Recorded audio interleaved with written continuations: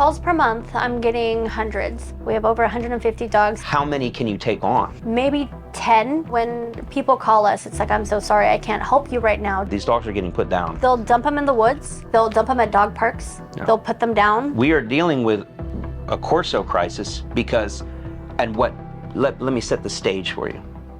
In 2018, approximately how many phone calls were you getting a month for Corso rescues? People reaching out saying, we got a Corso, it's a little out of pocket, we don't know what to do, it's too much dog for us. Sometimes most of the dogs were strays when they were coming in. We'd get one or two, but we weren't getting a lot of owner surrenders then. One or two a month. One or two per month.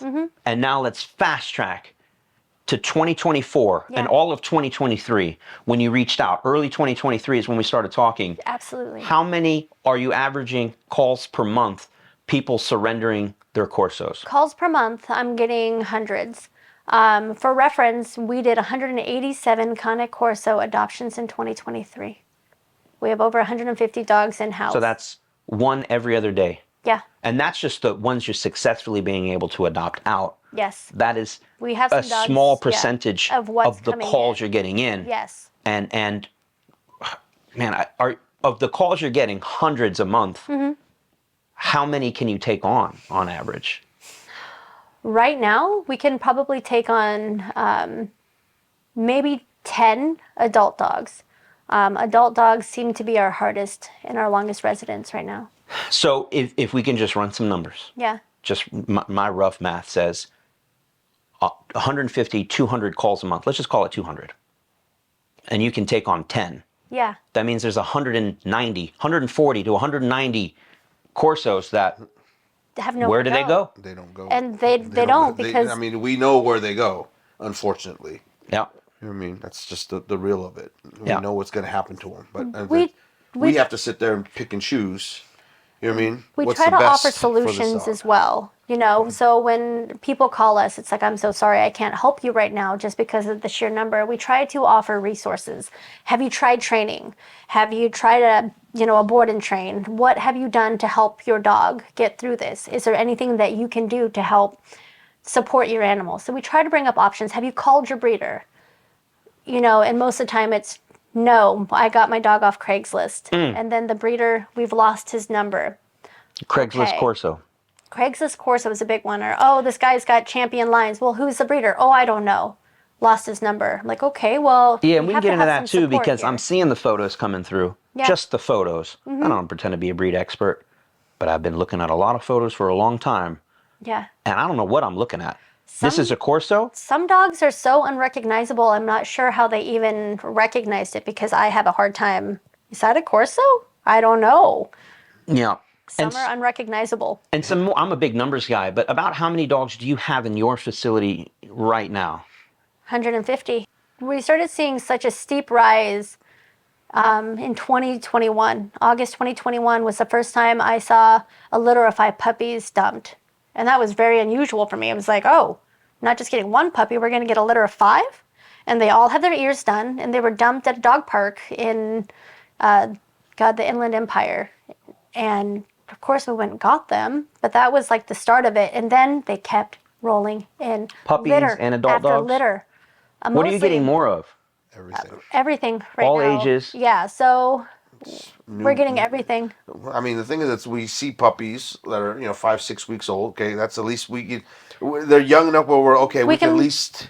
They're cuter. Yeah. Yeah. They're real marketable just to get them there. But then you're getting 4 to 6 month olds that are unsocialized. Then you'll get a hoarder situation where there's 40 dogs in the backyard. And we did. We had a 40 puppy backyard rescue mission in August, and that was. Don't tell me those were all Corsos. Yeah.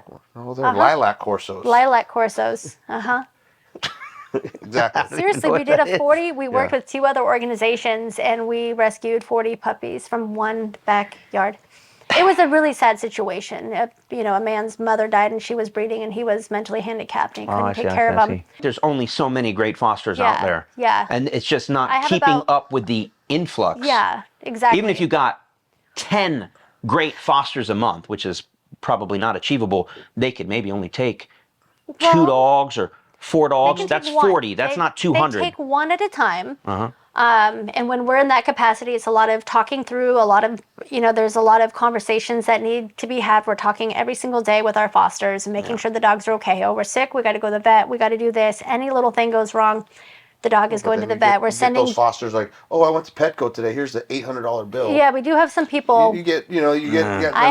We have people who take advantage of the foster system who we're supplying everything needs, for the dogs because we're obligated to, and they still haven't adopted the dog, and they're not promoting it, and they're not helping us. They just wanted a dog for free that we pay for because we're contractually obligated to do so. Wow, that's nice. How many dogs do you have at your facility now that are rescues? Approximately 30, 40. I think probably more than that. We probably haven't counted in a couple days. Yeah, but that's there. And then with down Ben. South too. Yeah, with Ben. Down south we have two. We have another facility in Mexico as well. That's taking on more dogs. Well, yeah, and that was a godsend for us because in Mexico we can care for some of the dogs who are least adoptable, who are longer term residents, at a lower rate. But that doesn't mean it's all hunky dory. We still have to get dog food to Mexico, and we get taxed at the border, and it's there's the infrastructure's kind of there. Well, you know what I mean? Kind of beginning to be, but it's still not enough. No, it's not enough. You just go with the sheer numbers. I go through 200 pounds of dog food a day. Right. You know what I mean? Down in Mexico, 200. This is not talking about vet bills. Oh, no. This is not vetting. This is not spay and neuter. Time. No. This is not training. Just and to vet out the next person that hopefully can take on and adopt that dog. Like that is a mission in and of itself. Yeah. So I talk to people one-on-one, and that's really important for me is to get to know my adopters. And I have a really solid group of adopters. Usually when they come to me, I will spend a great deal of time talking to them and getting to know them. We'll hop on a Zoom call. We'll see the dogs. Because this is like a team. Like I'll take care of the animals. Let me take care of the animals. I'll tell you rehabilitate them to the best you can. I'll tell you what I feel each dog is, what this dog will need, what this dog. Then she'll call me. What do you have? How does this dog? This dog, kids, family, other. Don't. How about this? You know what I mean? So her job's gonna line it up. We're gonna sit there. And we're gonna go over everything. It's just you make it easier. So it's like you do that, I'll do this. You know what I mean? Because if I have to do this, divide and conquer for sure. Correct. But that's actually kind of a match made in heaven because it's 20 years experience with the breed. Oh yeah. And you're really good with filtering out the people who should and maybe should not have one. Oh, absolutely. And then it's as crappy as the situation as it is. It sounds like you guys are doing a fantastic job of, turning lemons into lemonade. Absolutely. We've made a good partnership, but it is a very consuming job. Very, very consuming.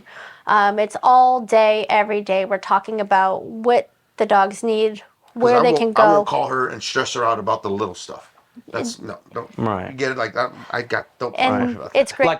Like a foster might. Correct. This dog growled at me. You're not calling for that. Or we went out in public and the dog bit somebody. I'm like, well, what were you doing with the shelter dog out in public? Very rarely I've had that situation. You just got the dog. What do you? Yeah. You know what I mean? Like we hugged the dog. What? Well, you just got this dog. This dog's very hypersensitive. It came in 2 days ago. You don't know this dog. Don't hover over the dog. Don't. You get things that everyone's trying to humanize a dog that they just met. And I think that's a beautiful segue into what I'd like to talk about now. I think we've covered roughly what is the problem. And to summarize, it's a lot of Corsos out there, overbreeding, everybody and their mom wants one, and maybe they're not equipped to handle it, and then you guys are feeling the brunt of it. Well, really the dogs are, because as you just said, you're maybe rescuing less than 10% of the calls that you're getting. Yeah. So you got to wonder what's happening to those. Well, it's not a wonder. You said it. Nobody wants to talk about it, but these dogs are getting put down. They'll dump them in the woods. They'll dump them at dog parks. Yeah. They'll put them down, or they mismanage them till they become dangerous. Keep them in a crate the rest of their life or something. It's not a good situation. It's not good for any of us. Thank you so much for watching that excerpt from a much larger podcast. Now, if you want to see the rest of that podcast and other amazing episodes, I highly suggest you head on over to our second channel. It's called Garrett Wing. Well, because that's me and it's my channel. So if you want to see more of Garrett Wing and other podcast guests, that's where you're going to find it. So we'll see you there.